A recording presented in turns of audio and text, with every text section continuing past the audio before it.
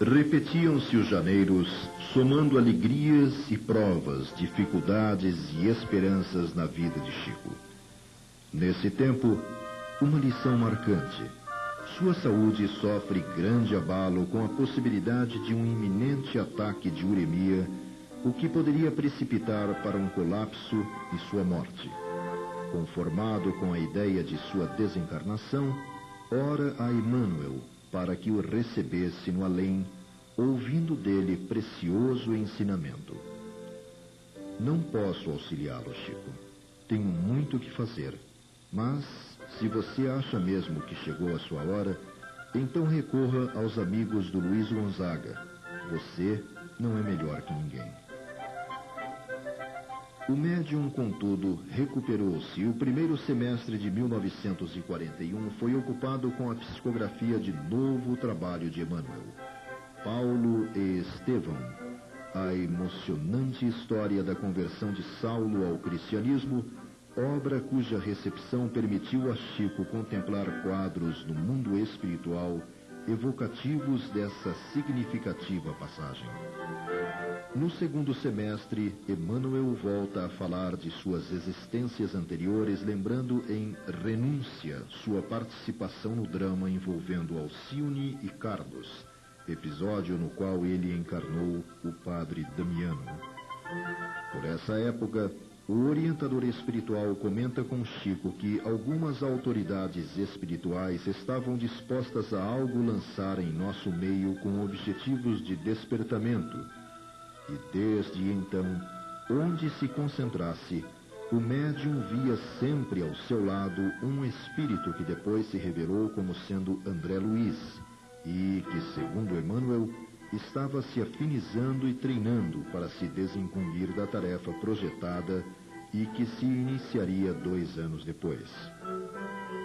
1942 transcorreu com a mediunidade de Chico recebendo nova obra de Humberto de Campos, Reportagens de Além-Túmulo, contendo relatos de casos reais de pessoas que, ao transporem os limites da vida física, encontram-se com a realidade de sua consciência na existência além-túmulo.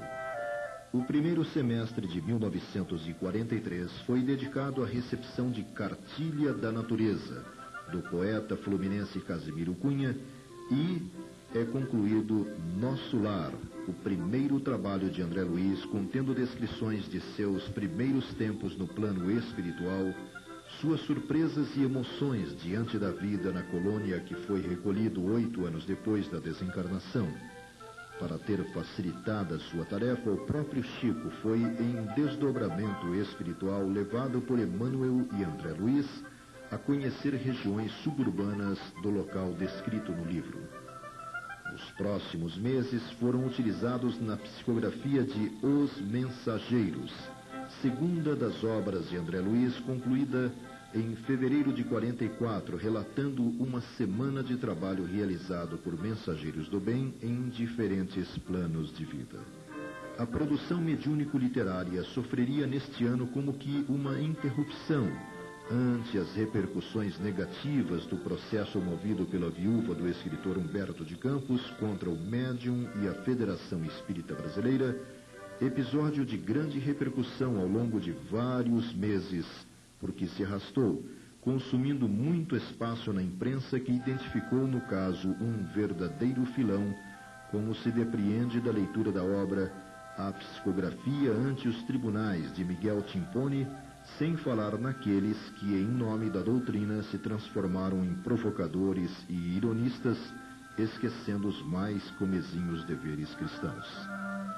1945 surgiu com novas manifestações de incompreensão contra o médium, a quem acusavam, através de cartas insultuosas, de propriedade da federação, indagando por qual preço havia se vendido, entre outras afirmações maldosas. Em março, Humberto de Campos, agora sob o pseudônimo de Irmão X, volta a escrever E André Luiz conclui Missionários da Luz, discorrendo sobre as leis superiores que regem a reencarnação na Terra, obra cuja psicografia esteve interrompida por vários dias, para que, segundo Emmanuel, fossem realizadas algumas reuniões para o exame de certas teses que deveriam ou poderiam ou não ser expostas no trabalho. No último quadrimestre do ano é publicada Coletânea do Além, um conjunto de mensagens em prosa e verso de diversos autores, enfocando temas variados, e Lázaro Redivivo, organizado a partir de páginas escritas por Irmão X, analisando assuntos importantes para a felicidade do indivíduo e da sociedade. 1946 começa com um novo livro de André Luiz, Obreiros da Vida Eterna. É o relato de uma expedição socorrista realizada com a finalidade de amparar almas em processo de desencarnação. Em seguida, começa a se materializar a intenção de se receber algo dirigido às crianças e adolescentes com a psicografia de O Caminho Oculto e Os Filhos do Grande Rei, transmitidos por Veneranda, trabalhos adaptados por ela a partir de material utilizado nos círculos de educação infantil da colônia espiritual Nosso Lar. Ao longo desse ano, Chico é atingido pela tuberculose, provavelmente como consequência das extenuantes atividades a que se entregava. Problema físico sanado após uma curiosa experiência promovida por Emmanuel em desdobramento do médium no plano espiritual. Abrindo o segundo semestre, Neio Lúcio conclui novo livro infantil, Mensagem do Pequeno Morto, seguido por História da Maricota, de Casimiro Cunha, e Jardim da Infância, de João de Deus. O ano termina com a organização de Volta Bocage, de autoria do poeta português Manuel Maria do Bocage. Com este, o 30º livro, consumava-se a primeira etapa do programa traçado pela espiritualidade superior para ser desenvolvido através do médium sob a supervisão de Emmanuel. No início de 1947, apesar das sempre presentes dificuldades de ordem material, acrescidas da fileira de irmãos que o procuravam diariamente, Chico renuncia ao legado deixado por Frederico Figner, companheiro e benfeitor com o qual manteve contato através de cartas por 17 anos consecutivos, cedendo à Federação Espírita Brasileira a importância a ele atribuída para que esta a aplicasse na instalação das novas oficinas para a produção de livros espíritas. Essa atitude lhe valeu belas descomposturas, como a de médium pedante, ingrato e orgulhoso, através de diversas cartas anônimas que recebeu. Seguindo a tarefa do livro, André Luiz termina No Mundo Maior, que estuda o cérebro e as psicopatias, e Agenda Cristã, uma sequência de pensamentos filosóficos que objetivam iluminar consciências. Humberto de Campos retorna com Luz Acima, apresentando através de imagens simples lições de vida para a aquisição da paz íntima. 1948 marca o término do livro Voltei, contendo os relatos de Frederico Figner, ocultos sob o pseudônimo Irmão Jacó, sobre sua desencarnação e adaptação no plano espiritual. Neio Lúcio conclui Alvorada Cristã, o segundo livro de sua autoria dirigido à mente infanto-juvenil, transmitindo noções de justiça e bondade para a elevação da vida. Ainda nesse ano surge um movimento contrário à publicação dos livros de André Luiz, ação alimentada por cartas insultuosas ao médium, fato tornado público em congresso espírita realizado em São Paulo. Emmanuel fecha o livro Caminho, Verdade e Vida, primeiro de uma série discorrendo sobre passagens do Novo Testamento. Em 1949, André Luiz, logo no início, conclui Libertação, descrevendo a missão libertadora de Gubbio efetuada pela força poderosa do amor à sua filha encarnada e envolvida em atroz processo obsessivo. Na segunda metade do ano, Neio Lúcio termina a transmissão de Jesus no Lar, reunindo histórias de Jesus passadas no lar de Simão, em Cafarnaum. A década finda com a organização do livro Pão Nosso, sequência da série iniciada com Caminho, Verdade e Vida, com a conclusão da compilação de páginas de autoria de espíritos diversos sob o título Nosso Livro, e com a organização de pontos e contos do Irmão X, apresentando lições inspiradas no Evangelho, esclarecendo que o reino de Jesus está alicerçado em obrigações de trabalho para todos.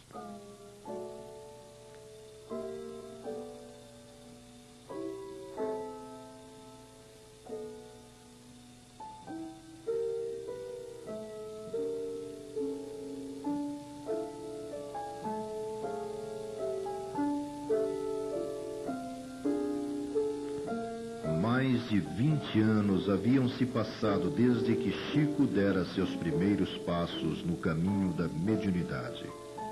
Do anonimato, seu nome por diversas vezes ocupara as primeiras páginas dos jornais.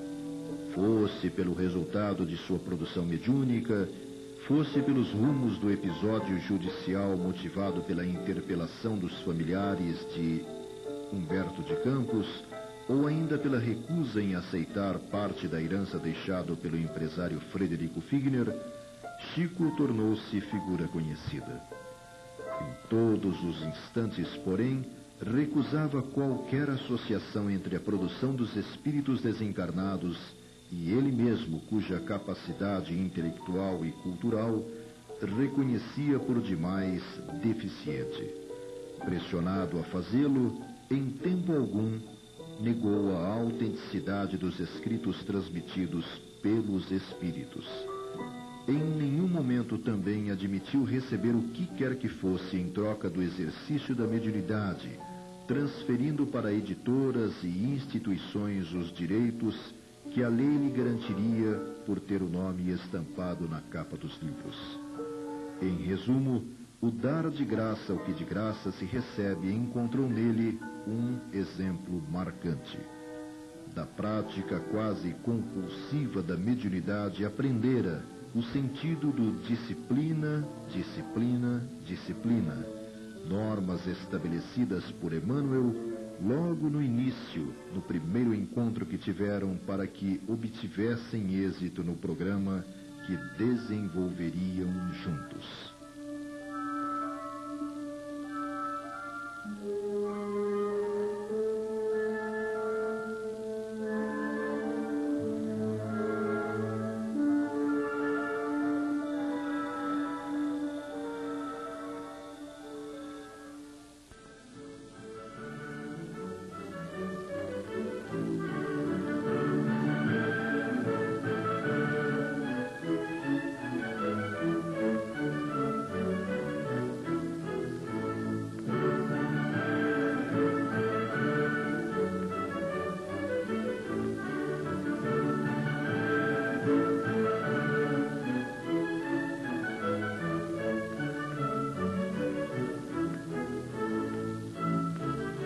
Indiferente à notoriedade que lhe atribuíam, Chico, na década de 50, prosseguia ocultando-se no caminho da fé com obras, a única que efetivamente sobrevive.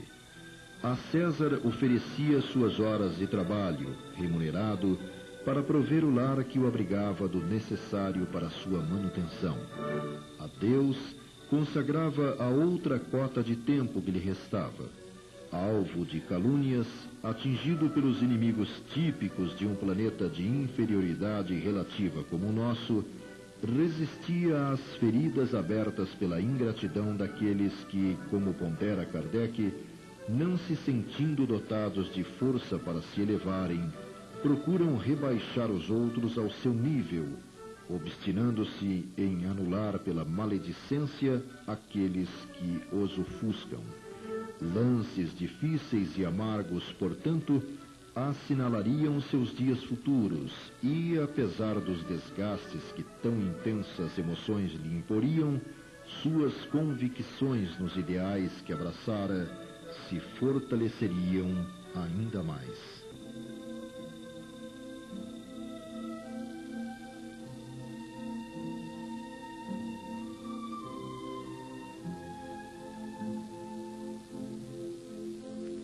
Em 1951 transcorreria com a organização de 3 livros.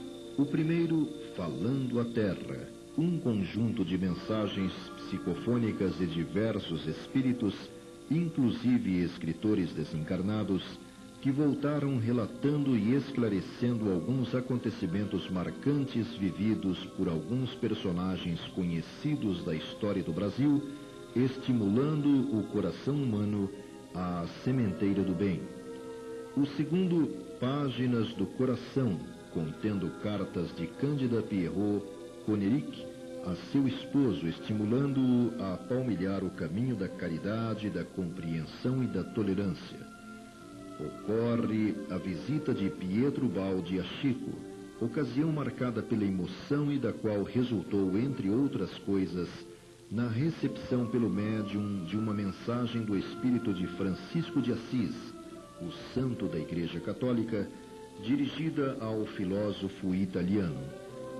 Finalmente, Emmanuel termina a compilação de páginas enfeixadas sob o título Vinha de Luz, interpretando versículos do Novo Testamento, mostrando a terra como a vinha de Jesus e convidando os leitores a iluminá-la com atos de bondade, marcando sua integração definitiva na convivência do Evangelho. Nesse ano, o médium é vítima de vários boatos acerca de um provável casamento seu, o que serve apenas para conturbar a sua já atribulada vida, fato que se ajusta perfeitamente em um pensamento expresso por ele mesmo nessa época. O quadro deste mundo é justamente o que vemos. O mal não encontra dificuldade para expressar-se, mas o bem vive rodeado de obstáculos. 1952 inicia com a publicação de Pérolas do Além, reunindo trechos de obras já editadas abordando temas sob forma enciclopédica. Em meados do ano, Emmanuel dá por concluído mais um livro, Roteiro, contendo dissertações de cunho filosófico e moral à luz dos ensinamentos do Cristo, e prefacia Pai Nosso, de Meimei, contendo comentários, contos, lendas e observações compostas a partir da oração de Jesus. Logo após estão agrupadas Cartas do Coração, contendo mensagens de esperança e amor de diversos autores que se dirigem aos entes queridos que ficaram na Terra. Chico começa nesse ano a colaborar com a espiritualidade maior, com a mediunidade de efeitos físicos através dos trabalhos de materialização, etapa encerrada no ano seguinte e que teve alguns dos momentos mais empolgantes registrados por Joaquim Alves em esboços aerografados. Dessas reuniões ficaram, entre outras, imagens como a de Alvina, Meimei, Ambrosina, Cidália e Emmanuel, materializados no plano físico. 1953 começa com Emmanuel prefaciando Gotas de Luz, novo trabalho do poeta Casemiro Cunha, que em versos procura orientar os passos dos leitores para a paz interior. O orientador espiritual encerra também a transmissão de Ave Cristo, romance narrando a história sublime dos pioneiros da fé cristã no século III da nossa era. Em 1954, logo no início do ano, André Luiz encerra Entre a Terra e o Céu, contendo estudos sobre a crise existencial envolvendo duas famílias mergulhadas de maneira inconsciente em fatos dolorosos de vidas anteriores. 3 meses depois, nova obra, Palavras de Emmanuel, reunindo conceitos e pensamentos filosóficos extraídos de diversas obras psicografadas e publicadas. No dia consagrado ao renascimento de Kardec em sua última existência, Emmanuel prefacia Nos Domínios da Mediunidade, no qual André Luiz amplia conhecimentos sobre as faculdades mediúnicas do homem, conhecidas como a função psi. No final daquele ano, ocorreram inesquecíveis reuniões de materialização na residência de Chico, tendo como médium Francisco Peixoto Lins, o Peixotinho.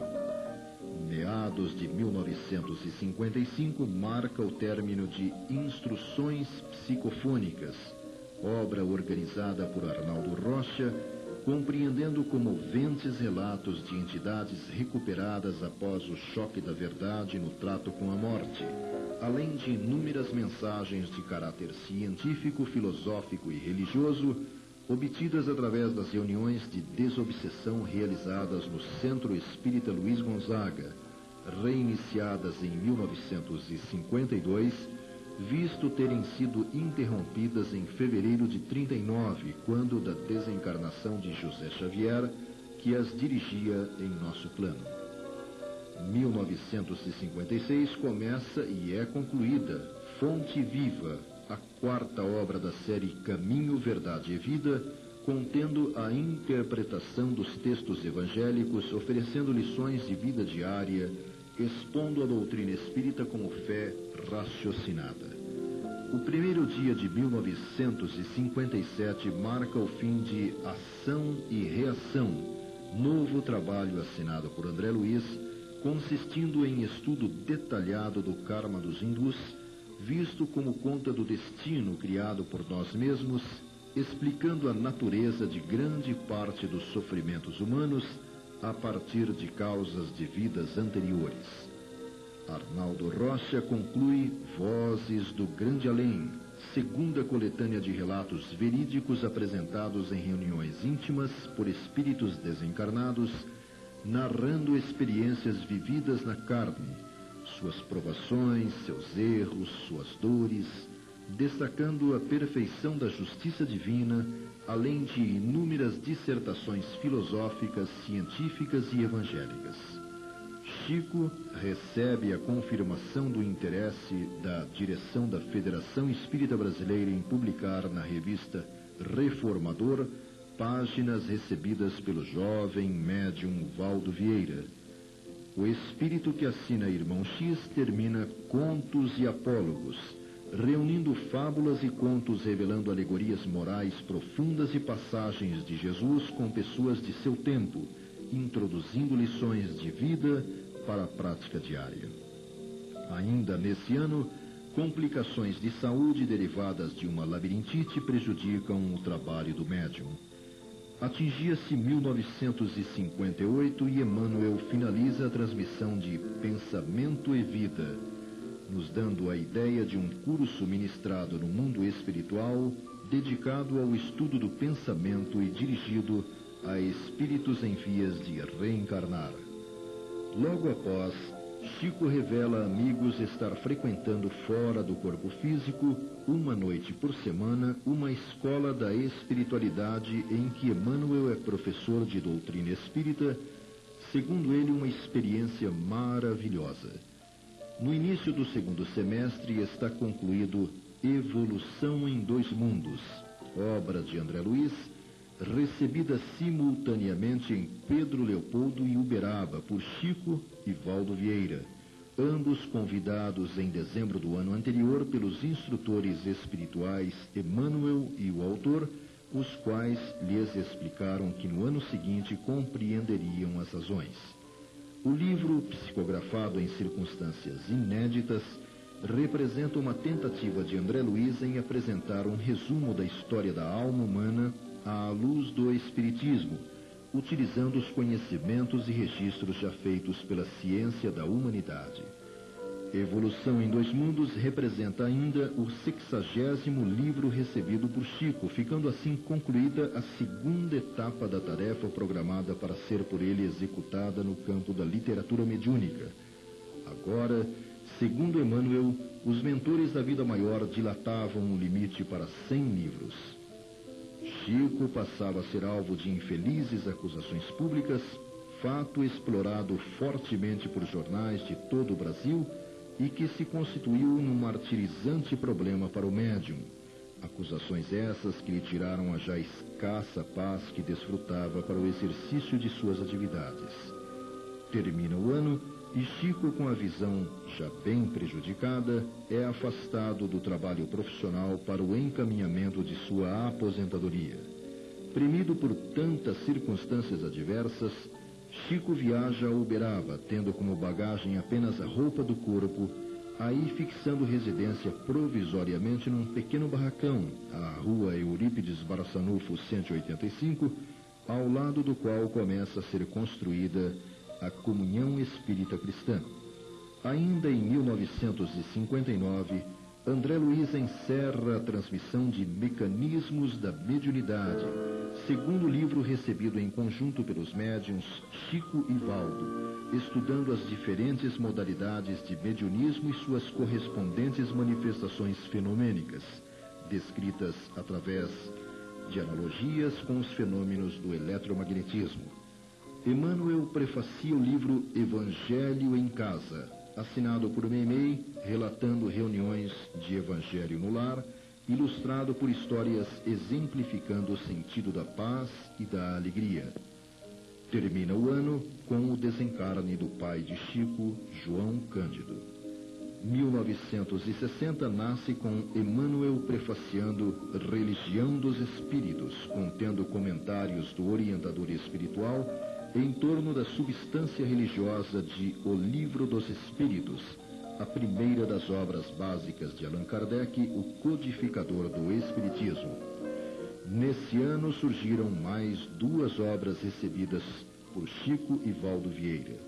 A Vida Escreve, o primeiro livro de Hilário Silva, companheiro de André Luiz nos relatos de Entre a Terra e o Céu, nos domínios da mediunidade e ação e reação, livro que evoca situações reais escritas pela própria vida, contadas em quadros rápidos que instruem, ilustrando.